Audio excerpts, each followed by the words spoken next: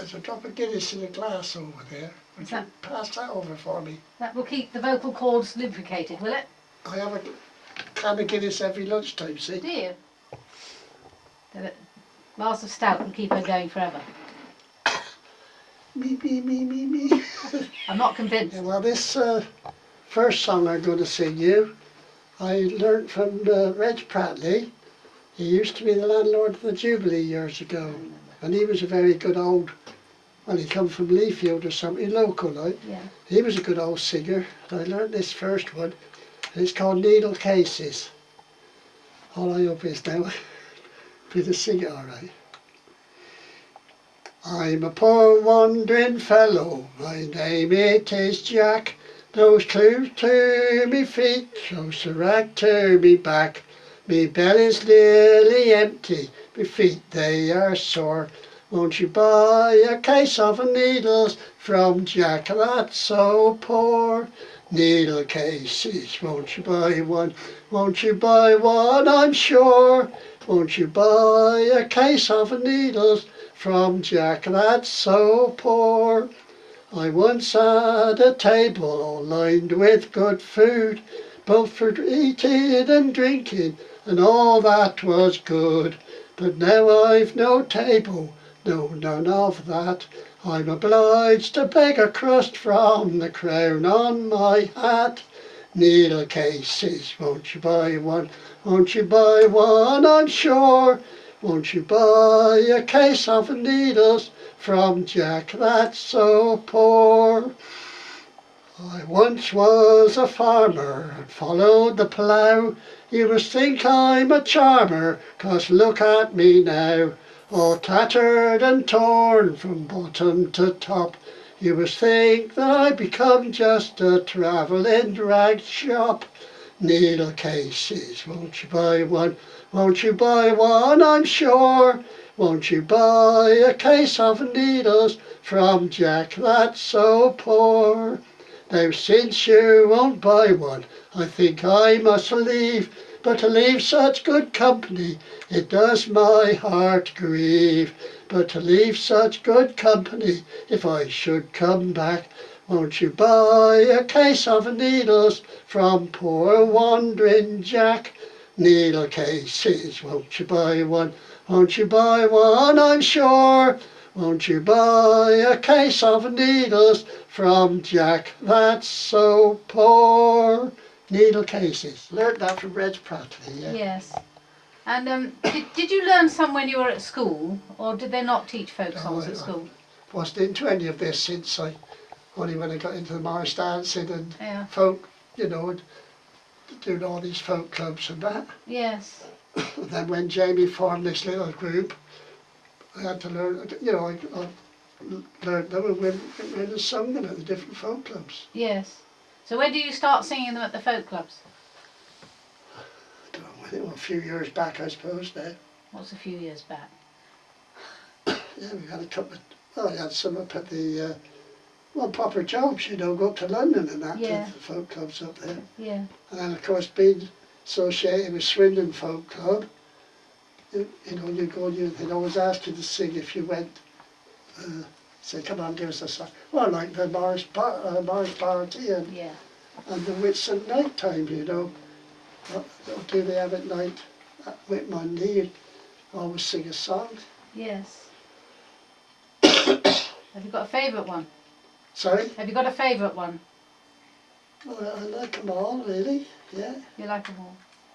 Who else taught you songs then? Sorry? Who else was it taught you songs? Well, some of the others I got. Frank Personal lives down at Primrose down here. Yeah. He was a great folk singer when one of the lads first come to Bampton, though, way back 20, 30 years ago, I suppose now. He was a good folk singer. Yeah. He was about 200 songs. Oh, Janet knows Frank Personal, don't you, Janet? Oh yes, yes. And I learned one or two off of it. But I actually learned, I think, somehow, probably just listening to somebody. I really don't know, tell you the truth. Yeah. Absorb them. Yeah. Yeah. Yeah. And did you always accompany yourself? Did you accompany yourself on the accordion? Well, one of the songs I sing, which is rather a long one, we call it the Bampton something there. I'll think of it in a minute. Yeah. Jamie plays the melodion to it, you know. Yeah. And it's called the Bold Grenadier. If anybody else was singing it, you'd different. That was one of them, but I got to stop and think there where the other one from. Oh yes, I think this next one I'll sing, I think I learned that from Frank Perslow. And it's called Butter and Cheese and All. Thank you. I'll hold your arm if you like. Sorry? I'll hold your arm if you like. It's the photograph though, you see. When you holding my arm, they'd be talking. Did we start a gossip, will we? See how we get on with this anyway. Okay. I fell in love with a lovely cook, the truth I can't deny. But why a cook should be me wife, I'll tell you the reason why. For she had plenty of mince pies, plum puddings and roast beef. And when me belly was empty, she gave to me relief, she gave to me relief. I received an invitation, some supper for to take. Gladly did accept it, all for me belly's sake. And after supper was over, of the cupboard she took the keys.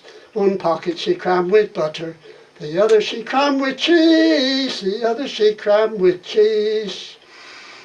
I hadn't been sitting there very long, not half an hour or more. The master of the house came home rat-tatting at the door. And I not know where to hide, up the chimney I did fly. And there I sat on a catalogue like a sweep exalted high, like a sweep exalted high. I hadn't been sitting there very long, a taking of me ease, when the fire started to melt me butter, likewise to toast me cheese. And every drop that fell below, it made the fire to flare. Master looked up the chimney and swore the old devil was there, and swore the old devil was there. They climbed up to the chimney top and poured some water down. They swilled me out to the bottom and I ran up the town. As I did run, the dogs did bark, the children loudly squall. All the old women cried, well a deal, there goes butter and cheese and all, there goes butter and cheese and all.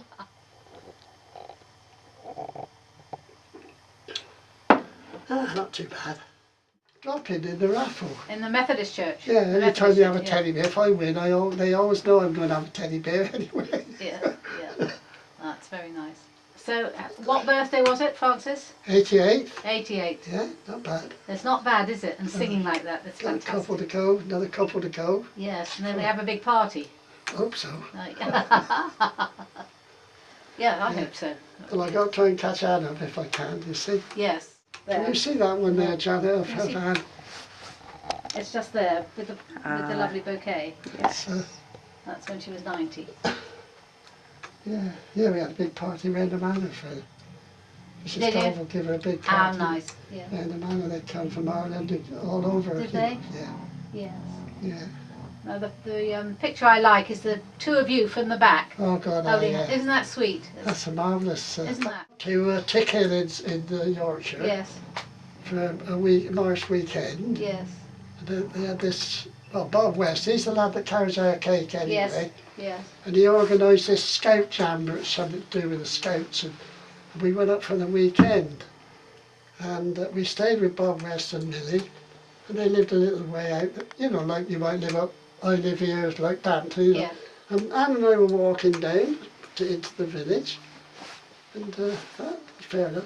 Then when we had the Morris party up here, afterwards, Bob and that gave us that photograph. Yeah. We didn't even know it had been taken. Yeah. No. And the thing I like, especially when Anne was alive, if we was walking up towards the butcher's up there, Yeah. the sun behind you, you got this lovely shadow. I used to say to her, oh, look at Tickhill on the floor. But it was just like that photograph. Yes. Yeah.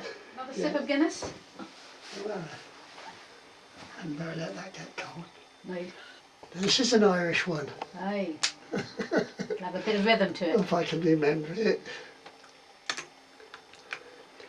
There was an old woman from Wexford, in Wexford town did dwell.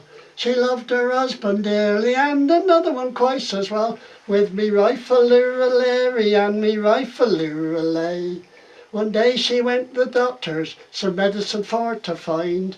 Oh doctor, give me something that'll make me old man blind. With me rifle-loo-a-lary, and me rifle-loo-a-lay.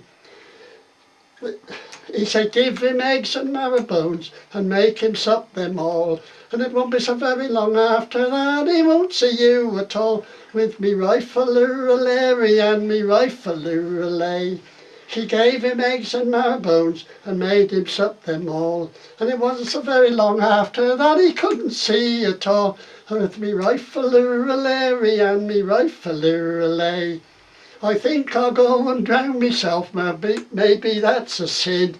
She said, I'll come down to the water's edge and I'll have to push you in. With me rifle-loo-a-lary, and me rifle-loo-a-lay.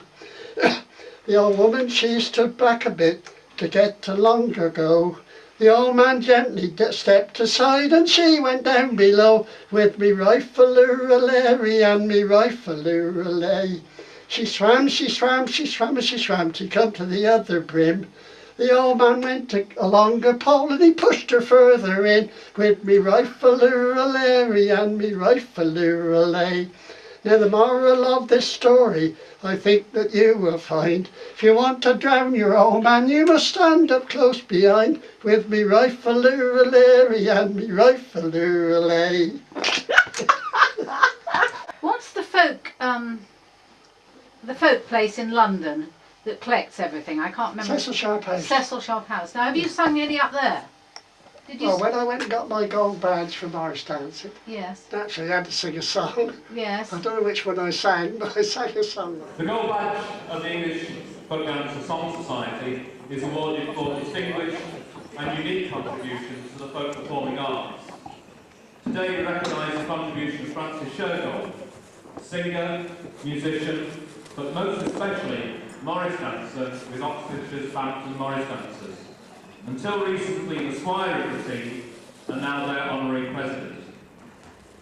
Francis Shergold moved to Bampton from Blackburn, a couple of miles away, in 1931 at the age of 12. His great-grandfather, Robert Locke, had been a Morris dancer in the nearby village of Field Azarts in the 1830s.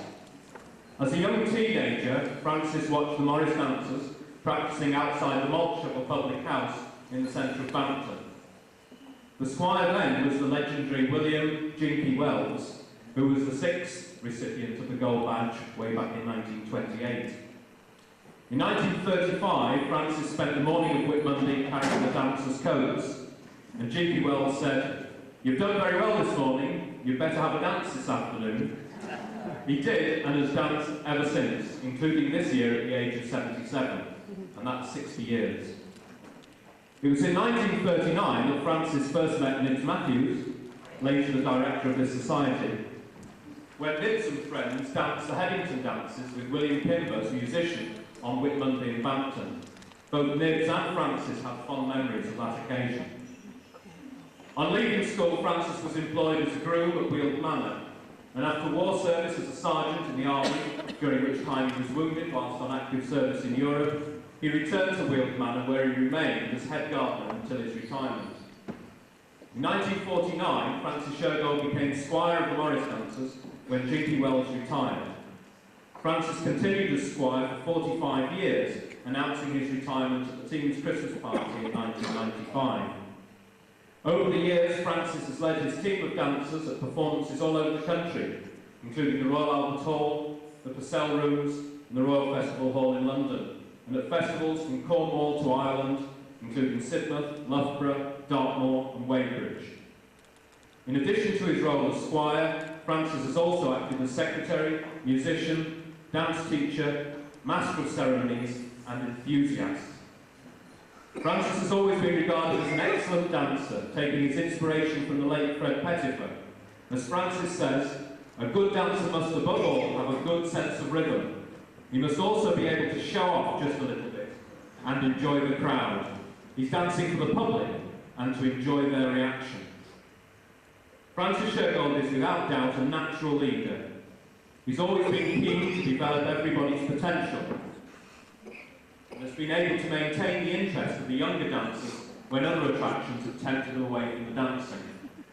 He's displayed patience when teaching the new dancers and has encouraged nearly all of the younger dancers to perform jigs. Needless to say, Francis was regarded as an excellent jig dancer, often with his brother Roy.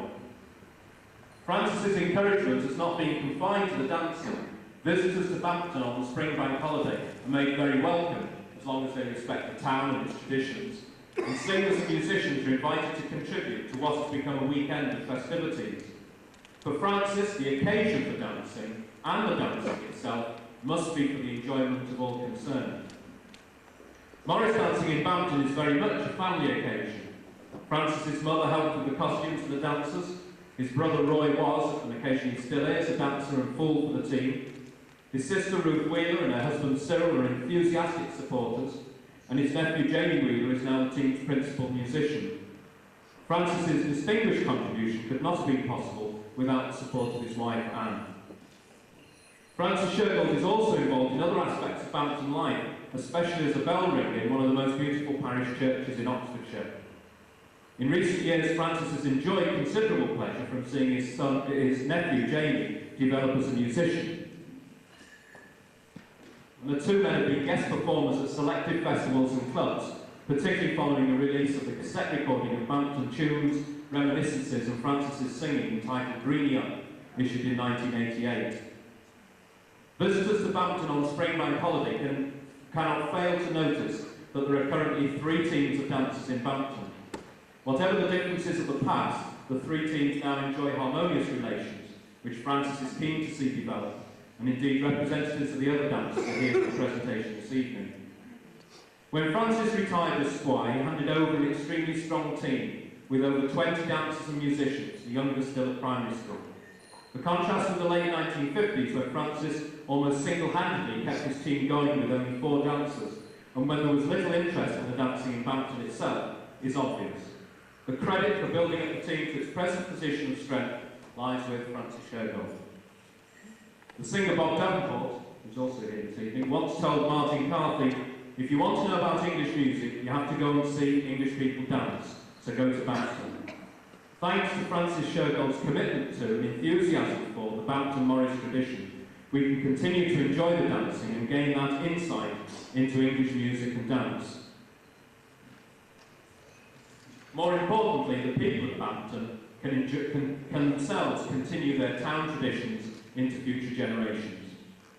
It gives me great pleasure to announce this award of the Gold Badge of the English Folk Dance and Song Society to Francis Shergold. I should like to invite Nids Matthews, former director of the Society, to present the award.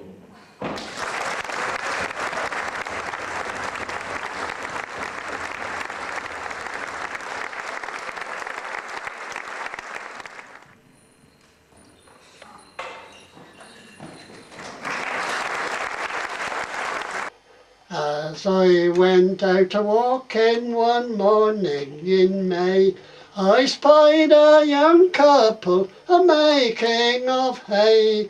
Oh, one was a fair maid, and a beauty I declare, and the other was a soldier and a bold grenadier. And they kissed so sweet and comforting as they clung to each other. They went arming along the road like sister and brother. They went arming along the road till they came to a stream, where they both sat down together, love, to hear the nightingale sing.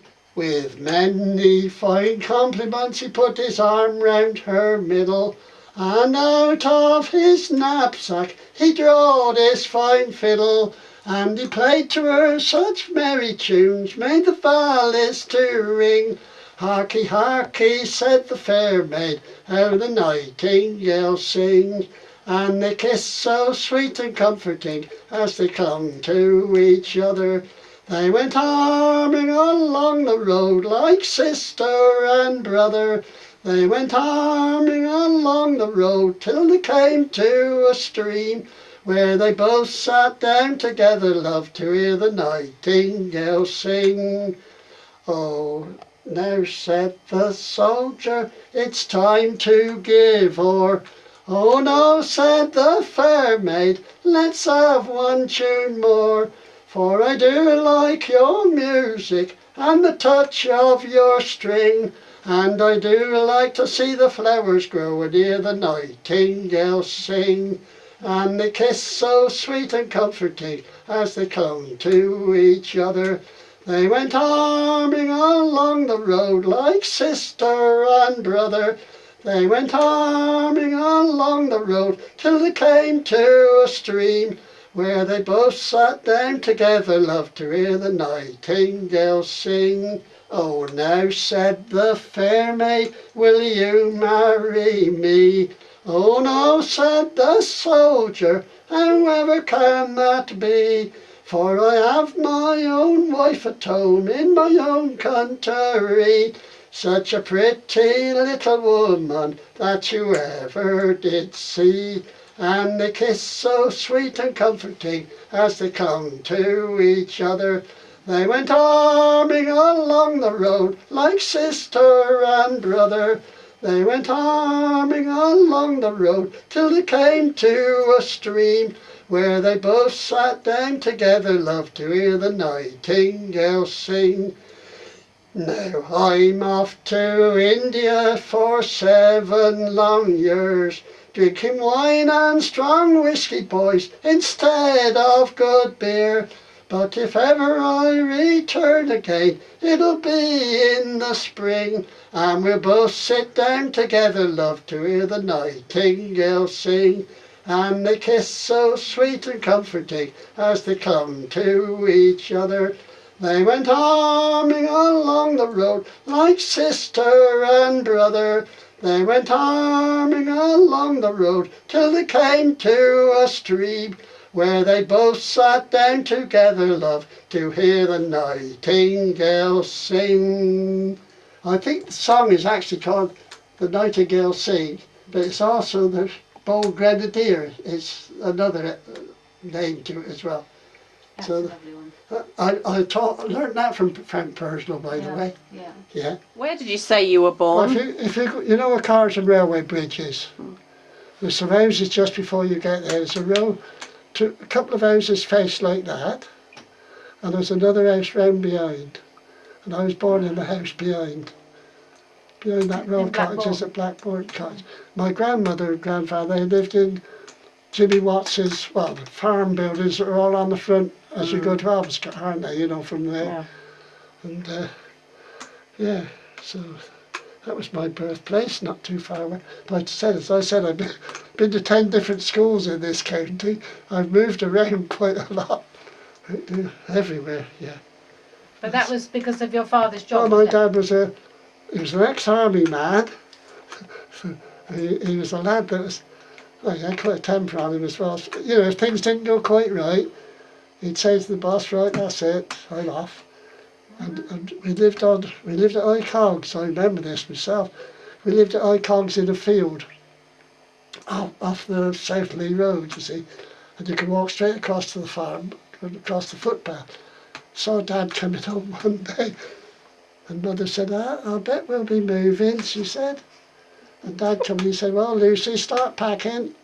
That was it. And we went off, and he was never out of work.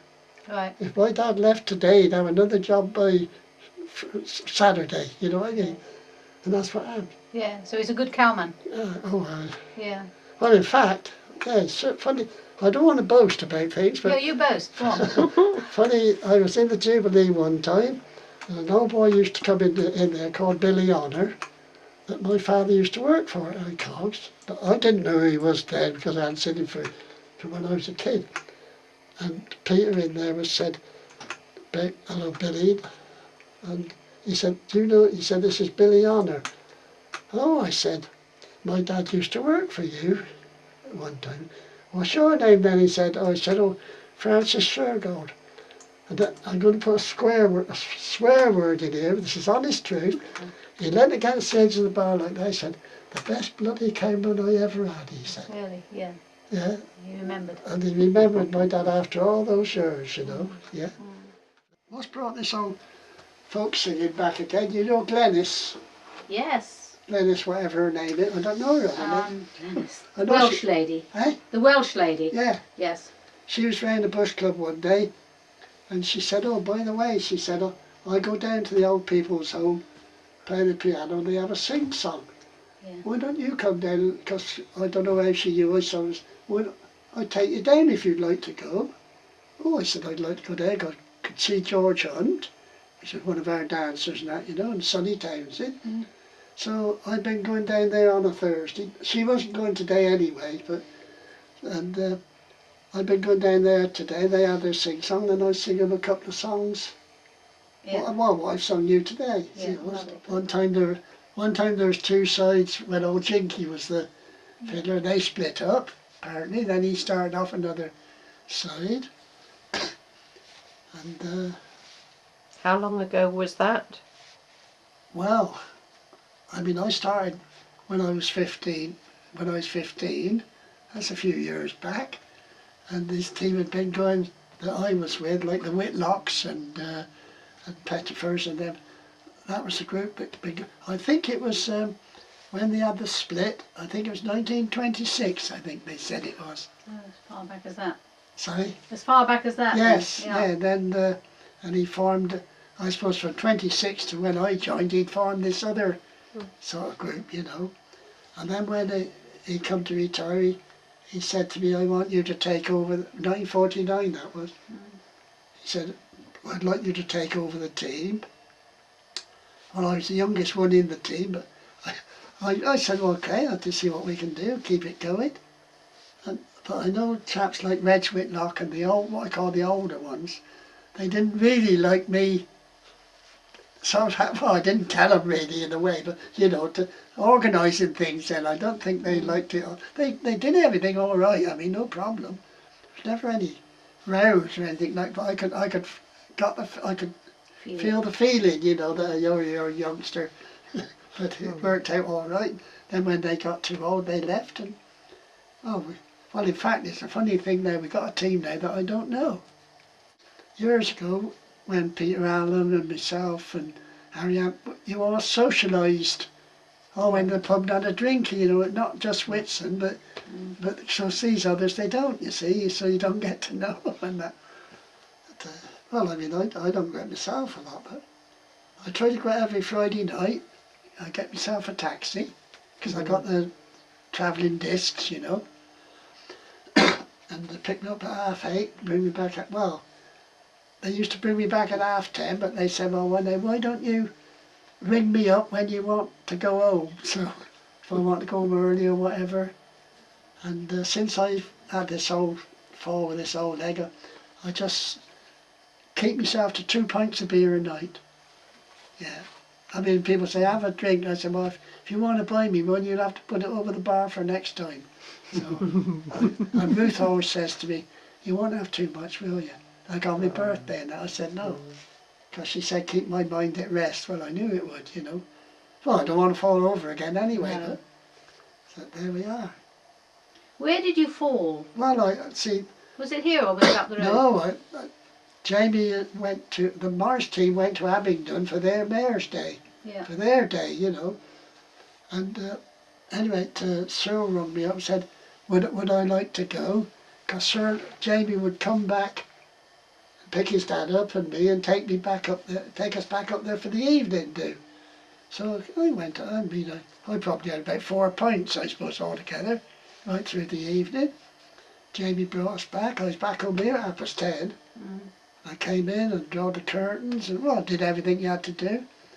Went up to the bath, slipped in the bathroom and went down. I thought, oh, damn. Anyway, I got up from there all right and went up to bed. Now, I can't quite remember now whether I was trying to get into bed or what, but the next minute, poof, like that. Of course, I led there, and being as silly as I was, I never thought to press. I thought, oh, I don't want to bother anybody too much this time of night. So I didn't do it. Then I thought, well, I can't get into bed, and I can't move, so I pressed the button. Of course, Sharon come across and come in and picked me up. God, didn't she give me a dressing down? Said the old fool. She said, why didn't you ring that thing before? And Yeah. then, of course, that was the 17th of June. That was. Yeah. Yeah. Is Sharon your first? Is she the first person that they call then? Well, she's the nearest. Yeah. I got Sharon, Ruth, Susan, Phillips. That's the 3 telephone numbers. And it was Sharon that come round that particular night anyway. Yeah. Who were the American Morris dancers that came to see you when you were in Hayley? Memories, I know them, but memories gone through they were, you know. Yeah, that was very, very nice actually. They were absolutely thrilled to meet you. Yeah, no, and what only was nice, they did a dance for the occupants Oh. on the grass, on the lawn. Yeah. That was lovely. What was their name now? Some that been here before, you know, and that. Oh yes, they were very pleased. Well, I was pleased to see them, and so was the residents Yeah. and the people that owned the home said how nice it was, you know. Yeah. Yeah. Oh yeah. Well, Roy said you were having a lovely time with all the Filipino nurses. That's what he said. One of them, her name was Sheila. She was a little, well, I don't know which part she came from, but she's a little small. She's a married girl with 2 children in Whitney anyway. Yeah. And she used to come in and say, "Morning, Grandpa." He called me Grandpa. I tell you that they couldn't do enough for you. Oh, it was a lovely home. Was it? Yeah. See, Whitney's got 6 rooms for Whitney Hospital. Yeah. So they had a room of her, well, but nearly as big as this, there's a bathroom on the side and everything. Proper ensuite job, you know. But the nurses there, they couldn't do enough for you. No. Lovely they were. Yes. Yeah. And here you are, right as rain. It's wonderful. Sorry. And now you're right as rain. It's Well, wonderful. But I'll tell you what, on Sunday, I don't know what happened to me on Sunday, I'm sure, but I got up, I felt pretty good, and I walked up to church, and I thought, well, might as well go round to the cemetery, now I'm halfway up here. Do you know, I got, and I walked all the way back down here. I think I stopped once, and I don't know when I felt so well as I did last Sunday. I felt absolutely well, as though there was nothing wrong with me at all, you know. Great. And I said, well, thank God for that. I feel all right today, Yeah. except a bit of a cough and that, but no, I just got to take things steady and that for walking about and that.